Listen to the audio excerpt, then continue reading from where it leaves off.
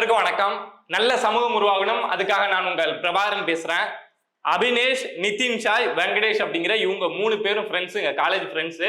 இவங்க ஒரு டீம் அப்படின்னு வச்சுக்கோங்க. இன்னொரு பக்கம் பாத்தீங்க அப்படின்னா சந்துரு, எட்வின், சுதன், பிரணவ் அப்படிங்கிற இவங்க 4 பேரும் ஃப்ரெண்ட்ஸ், எல்லாமே காலேஜ் படிக்கக்கூடியவங்க தான். இவங்க ஒரு டீம் அப்படின்னு வச்சுக்கோங்க. இதுல இந்த 4 பேர் கொண்ட டீம் இருக்குல்ல, இந்த டீம்ல சந்துரு அப்படிங்கிற நபர் தான் இப்ப அதிகமா அந்த பேர் தான் நீங்க கேள்விப்பட்டு இருப்பீங்க. அந்த சந்துரு யார் அப்படின்னு பாத்தீங்கன்னா கே நகர் முன்னாள் கவுன்சிலர் தனசேகரன், திமுகவுடைய கவுன்சிலர் தனசேகரனுடைய மகள் வழி பேரன் தான் இந்த சந்துரு. சோ அந்த சந்துரு அப்படிங்கிற பேரை மட்டும் ஞாபகம் வச்சுக்கோங்க. மற்றபடி என்ன நடந்தது அப்படிங்கிற விஷயத்த சொல்லிக்கிட்டே இந்த சந்துரு கிட்ட நான் உங்க இந்த விஷயத்த கனெக்ட் பண்றேன். என்ன அப்படின்னா, இந்த 3 பேர் கொண்ட டீம் சொன்னல, அபினேஷ், நிதின் ஷாய், வெங்கடேஷ்.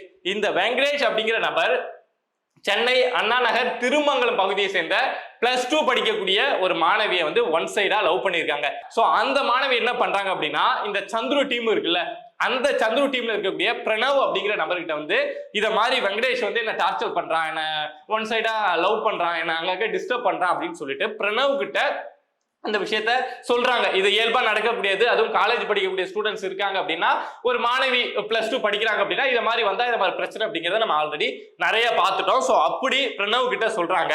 சோ இந்த பிரணவ் உடனே போன் பண்ணி என்ன பண்றாரு அப்படின்னா, வெங்கடேஷுக்கு போன் பண்ணி மிரட்டுறாரு. நீ ஏன்டா அந்த பொண்ணுகிட்ட பேசுற, திருமங்கலத்தை சேர்ந்த பெண், அவங்க 12th தான் படிக்கிறாங்க. சோ அவங்க நீ ஏன்டா அந்த பொண்ணுகிட்ட போன் பண்ணி பேசுற அப்படின்னு சொல்லி மிரட்டுறாங்க. வெங்கடேஷ் உடனடியா என்ன பண்றாரு அப்படின்னா, வெங்கடேஷோட ஃப்ரெண்டு நிதின் ஷாய், அபினேஷ் இருக்காங்கல்ல, அவங்க கிட்ட சொல்லி அவங்க போன் பண்ணி பிரணவுக்கு போன் பண்ணி நாங்க அப்படிதான் பண்ணோம், அத மாதிரி ஏதோ அத மாதிரிதான் அந்த வாக்குவாதம் அப்படிங்கிறது போயிருக்கும். அவங்க பிரணவுக்கு போன் பண்ணி நாங்க பேசுவோம் தான் அந்த பொண்ணு கிட்ட, நீ யாரா கேட்கறதுக்கு அப்படிங்கிற மாதிரி அந்த பிரச்சனை அப்படிங்கிறது ஸ்டார்ட் ஆயிருக்கு. அதுக்கப்புறம் இவங்க டீம்ல ஒரு 4 பேர் இருக்காங்கல்ல, இவங்க அவங்களுக்கு போன் பண்ணி திட்ட, அவங்க இவங்களுக்கு போன் பண்ணி திட்ட அப்படின்னு இந்த வாக்குவாதம் அப்படிங்கிறது ரொம்ப பெரிய அளவுல முத்தி 2 பேரும் எங்கேயாவது மீட் பண்ணிக்கிட்டாங்கன்னா அடிச்சுப்பாடுங்க போல அப்படிங்கிற அளவுக்கு 2 டீமுக்கும் இடையில அந்த பிரச்சனை அப்படிங்கிறது உருவாயிடுச்சுங்க. ஒரு 2-3 நாளைக்கு முன்னாடி என்ன நடந்திருக்கு அப்படின்னா, அண்ணா நகர்ல இருக்கக்கூடிய ஒரு ஹோட்டல்ல திருமங்கலம் பகுதியில் இருக்கக்கூடிய ஒரு ஹோட்டல்ல இந்த 3 பேர் இருக்காங்கல்ல, அபினேஷ், நிதின் ஷாய், வெங்கடேஷ், அவங்க டீம் மோகன் அப்படிங்கிற இன்னொரு ஃப்ரெண்டுக்கு பர்த்டே பார்ட்டி அப்படிங்கிறதுனால அங்க கேக் வெட்டி அந்த செலிப்ரேட் அப்படிங்கிறத பண்ணிருக்காங்க. அப்போ இந்த சந்துரு இருக்காங்கல்ல, திமுக முன்னாள் கவுன்சிலருடைய பேரன், சோ அந்த டீம் அங்க வந்திருக்காங்க. அது திட்டமிட்டு இவங்கள்ட்ட சண்டை போடணும்னு வந்தாங்களா, என்ன பிரச்சனைக்காக வந்தாங்க அப்படிங்கிறதுலாம் நம்ம இன்வெஸ்டிகேஷன்ல தான் தெரிய வரும்.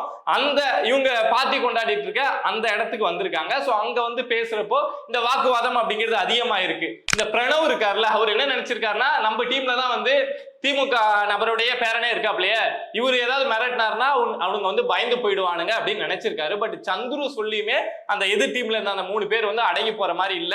நீ கட்சியில இருக்கிறதுனா இரு, உங்க தாத்தா கட்சியில இருக்கிறதா இருக்கட்டும், உங்க அம்மா கட்சி பொறுப்புல இருந்தா இருக்கட்டும், அது எங்களுக்கு பிரச்சனை கிடையாது, நாங்க ஒன்றும் தப்பு பண்ணல அப்படிங்கிற மாதிரி அவங்க சைட்ல இருந்தும் பேசியிருக்காங்க. சோ இந்த சந்துருக்கு என்ன ஆயிடுச்சு அப்படின்னா, என்னடா நாம சொல்றோம் ஃப்ரெண்ட்ஸ் மத்தியில ஒரு கட்சியில இருக்கோம், ஒரு பில்டப் காட்டுறோம், ஒரு ரேஞ்ச் ரோவர் கார் வச்சிருக்கோம் அப்படின்னா ஒரு கெத்து காமிச்சிட்டு இருப்பாங்களே, அந்த கெத்தை உடைக்கிற மாதிரி இவனுங்க பண்றானுங்களே, நம்ம சொல்றதை கேட்க மாட்டாங்களே அப்படின்னு, கேட்க மாட்டானுங்களே, நம்ம ஃப்ரெண்ட்ஸ் முன்னாடியே நம்மளுக்கு அசிங்கமா போகுது அப்படிங்கிற அளவுக்கு அந்த சந்துருக்கு காண்டு அப்படிங்கிறது அவங்க மேல வந்திருக்கு. நான் நடந்த சம்பவத்தை தான் உங்ககிட்ட சொல்லிட்டு இருக்கேன். சோ இந்த பிரச்சனை எல்லாம் முடிஞ்சு அடிதடியெல்லாம் மாறல, வாக்குவாதம் முடிஞ்சு அவங்கவுங்க கிளம்பி போக ஆரம்பிக்கிறாங்க. அப்படி அபினேஷும் நிதின் ஷாய், அதாவது இந்த வெங்கடேஷ் இருக்காப்புல, அவங்களுடைய 2 ஃப்ரெண்டு வண்டியில 2 வீலர்ல ஏதோ இருந்தாலும் பாத்துக்கலாம் அப்படின்னு சொல்லிட்டு 2 வீலர்ல வண்டி எடுத்துட்டு கிளம்புறாங்க. கிளம்புனவங்கள இந்த சந்துரு இருக்காருல, திமுக நபருடைய பேரன் இருக்காருல, அவருடைய ரேஞ்ச் ரோவர் கார்ல இடிச்சு முன்னாடி போய் ரிவர்ஸ்ல இடிச்சார் அப்படின்னு சொல்றாங்க. ரொம்ப வேகமா இடிச்சு அவங்க மேல ஏத்தி அதே இடத்த அவர் ஏத்துறாரு. அதே இடத்த அந்த நிதின் ஷாய் அப்படிங்கிற நபர் இறந்து போறாரு.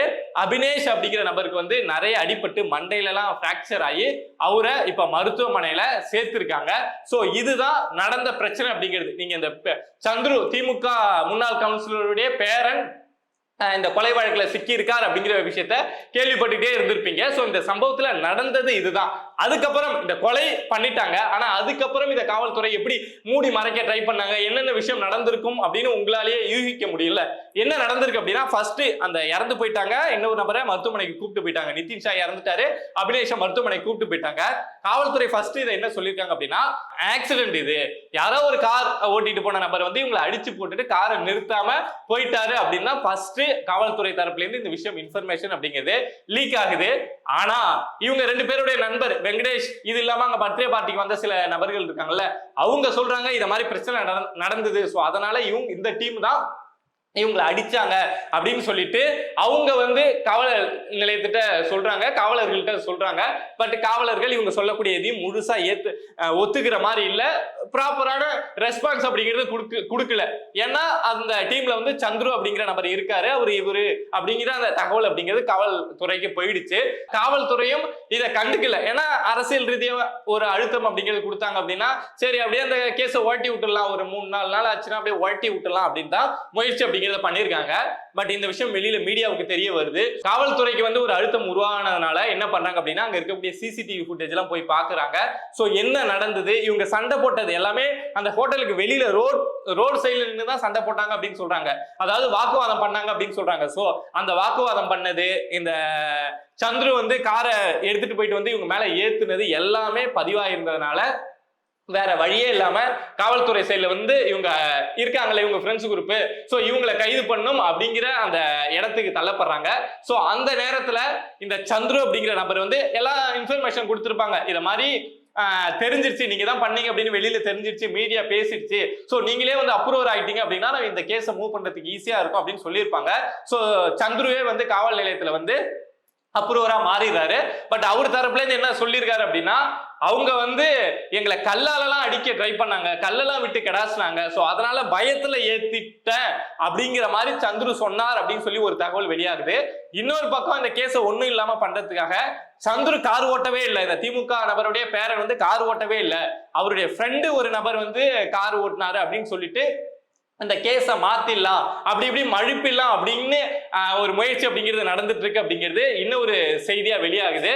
இந்த விஷயத்த நான் ஃபர்ஸ்ட் எதுக்கு சொல்றேன் அப்படின்னா, திமுக ஆட்சிக்கு வருது அப்படின்னா 2 விதமான ரவுடிசம் அப்படிங்கிறது இருக்குங்க. ஒண்ணு என்ன அப்படின்னா, அங்கங்க ரவுடிகள் வந்து முளைச்சிருவாங்க, புதுசா ரவுடிகள் வந்து முளைச்சு வந்து இல்ல ஆல்ரெடி டம்மியா இருந்துட்டு இருப்பாங்க. ஒரு காலத்துல ரவுடியா இருந்து அப்புறம் டம்மியா இருந்திருப்பாங்க. பட் இப்போ திமுக ஆட்சிக்கு வந்தது அப்படின்னா அங்க இருக்கக்கூடிய அதிகாரிகளுக்கு பணம் கொடுத்துட்டு, அங்க இருக்கக்கூடிய அரசியல்வாதிகளுக்கு பணத்தை கொடுத்துட்டு அவங்க ரவுடியாகி அவங்க சம்பாதிக்க ஆரம்பிப்பாங்க. அந்த பணத்தை வந்து ஷேர் அப்படிங்கிறத மற்றவங்களுக்கு கொடுப்பாங்க. இது ஒரு விதமா இருக்கும். இன்னொரு பக்கம் என்ன நடக்கும் அப்படின்னா, திமுக நபர்களே ரவுடியா மாறிடுவாங்க. ஒரு 10 வருஷம் அவங்களை காய போட்டீங்க அப்படின்னா திரும்ப ஒரு 5 வருஷம் கிடைக்குது அப்படின்னா அந்த ரவுடிசத்தை அவங்க கையில எடுத்துப்பாங்க. அது திமுக கொடி பொறுத்துன கார்லயே இத மாதிரி ரவுடிசம் அப்படிங்கிறதுலாம் நடக்கும். இதுக்கு முன்னாடி நீங்க ஞானசேகரனுடைய கார்ல வந்து திமுக கொடி இருந்ததை பார்த்திருப்பீங்க.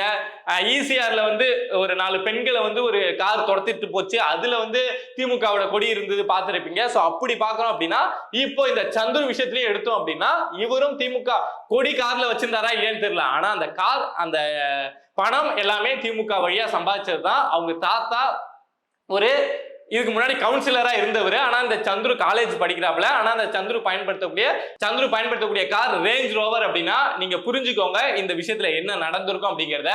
அஜித் குமார் அப்படிங்கிற ஒரு நபர் போலீஸ் விசாரணையில கொல்லப்பட்டார்ல, அந்த விஷயம் மட்டும் மீடியா வந்து எடுத்து தொடர்ச்சியா பேசல அப்படின்னா அஜித் குமாருக்கு எவ்வளவு கொடுமை நடந்தது, என்னென்னலாம் பண்ணாங்க, அந்த திருபுவனத்துல இருக்கக்கூடிய எத்தனை பேரை டார்ச்சர் பண்ணாங்க, எவ்வளவு விஷயங்கள் நடந்தது அப்படிங்கிறது வெளியில தெரியாமலே போயிருக்கும்.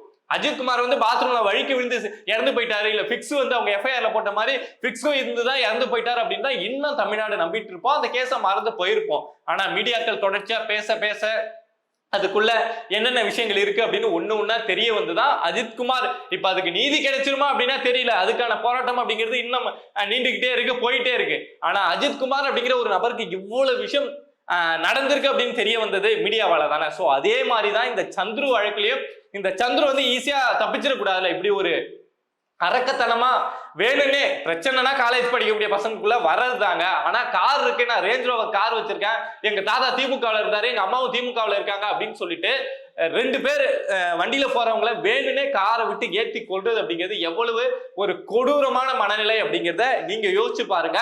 சோ இந்த விஷயத்துல இருந்து அந்த நண்பர்கள் தப்பிச்சிடக்கூடாது, அதாவது சந்துருடைய நண்பர்கள் சந்துரு உட்பட தப்பிச்சிடக்கூடாது அப்படிங்கிறதுனால தான் நாம இதை உங்கள்கிட்ட வந்து ஷேர் பண்றேன். எடுத்து பேசினா மட்டும்தான் இந்த வழக்குல இந்த சந்துரு என்ன பண்ணாப்ல, அவருக்கு என்ன, அவர் மேல எஃப்ஐஆர் போட்டாங்களா இல்ல அவருக்கு தண்டனை கிடைக்குமா, இந்த கேஸ் எப்படி போகுது அப்படிங்கிறதே நம்மள புரிஞ்சிக்க முடியும்.